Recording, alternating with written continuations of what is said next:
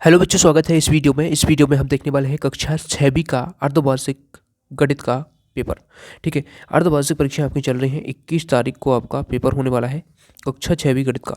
ठीक है, तो चलिए हिंदी माध्यम के सभी विद्यार्थी इस वीडियो को पूरा देखें। देखिए, कक्षा 6वीं गणित का जो पेपर है 2.5 घंटे का आपको समय इसमें मिलता है।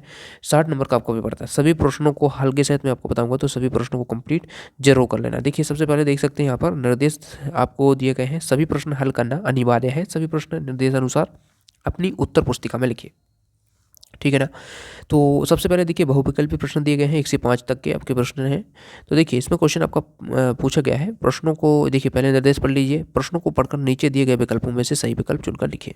ठीक है, तो पहला हमारा प्रश्न यहाँ पर है, अंक 9, 0 और 5 में से किसी एक अंक को 2 बार प्रयोग करने पर बनने वाली 4 अंकों की सबसे बड़ी संख्या हो गई।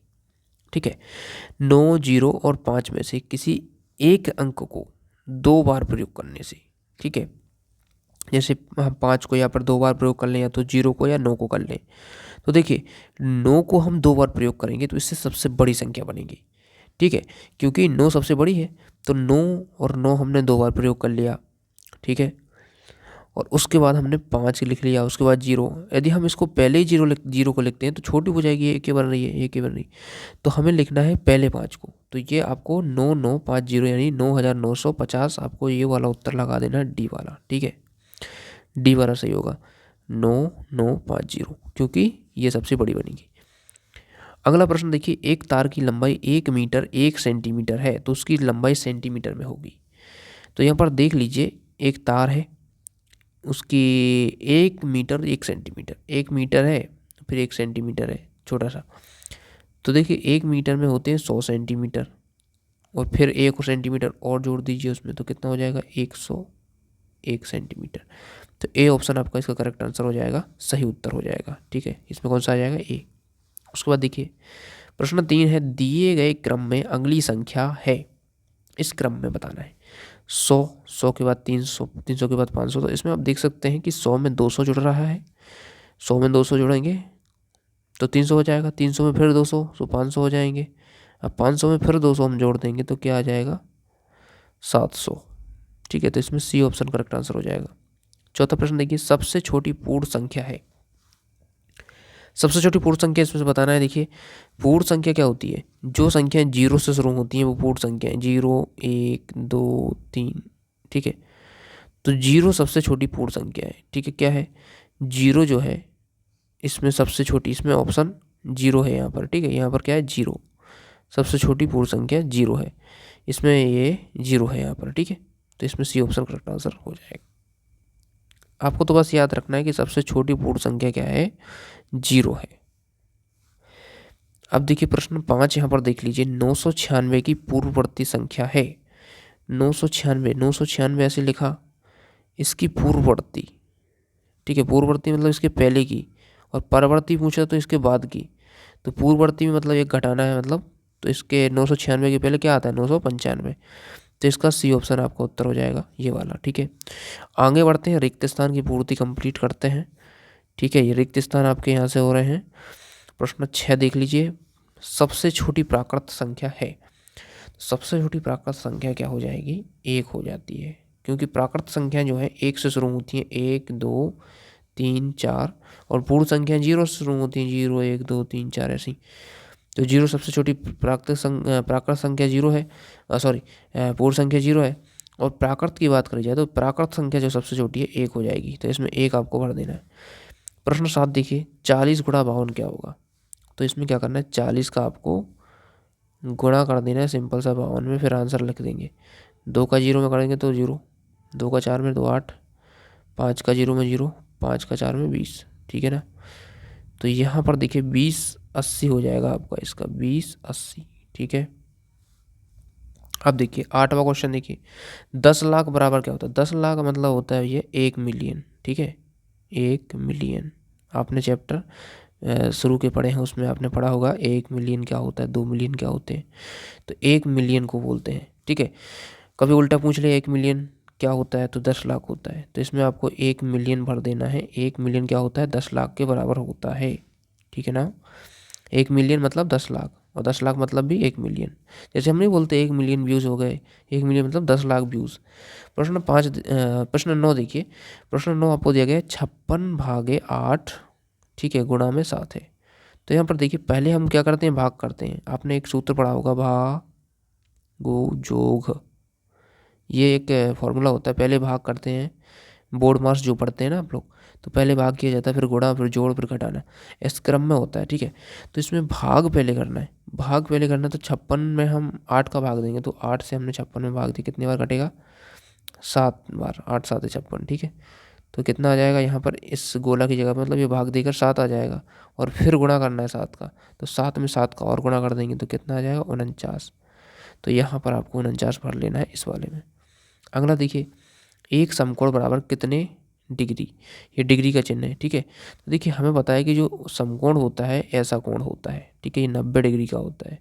तो एक समकोण कितने के बराबर होगा, 90 डिग्री के बराबर। तो यहाँ पर 90 डिग्री आपको लिख लेना ये वाला, ठीक है। चलिए प्रश्न हो जाते हैं 10। अब प्रश्न हम देखिए अति लघु उत्तरीय प्रश्न आपको देखते हैं, प्रश्न क्रमांक 11 से आगे के प्रश्न, ठीक है।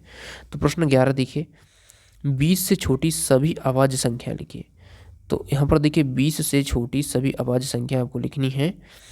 तो देखिए मैं आपको बता दूं, 20 से छोटी सभी अभाज्य संख्या, तो 20 से छोटी मतलब कि 20 के पहले की।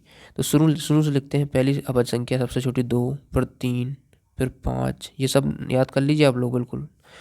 7 के बाद 2 3 5 7 11, फिर 13, ठीक है, फिर 17 और 19। ये हैं 20 से छोटी सभी अभाज्य संख्याएं, 2 3 5, ठीक है, 7, 2 3 5 7 11 13 19, ठीक है, याद रख लीजिए आप। उसके बाद देखिए आगे देखते हैं, यदि एक कार 8 घंटे में 720 किलोमीटर दूरी तय करती है, तो बताइए कार 1 घंटे में कितनी दूरी तय करेगी, ठीक है। तो 1 घंटे में कितनी तय करेगी ये बताना है। देखिए 8 घंटे में कितनी जाती है, 720। तो 1 घंटे में निकालने के लिए हमें 720 में इस 8 से भाग देना होगा, ठीक है।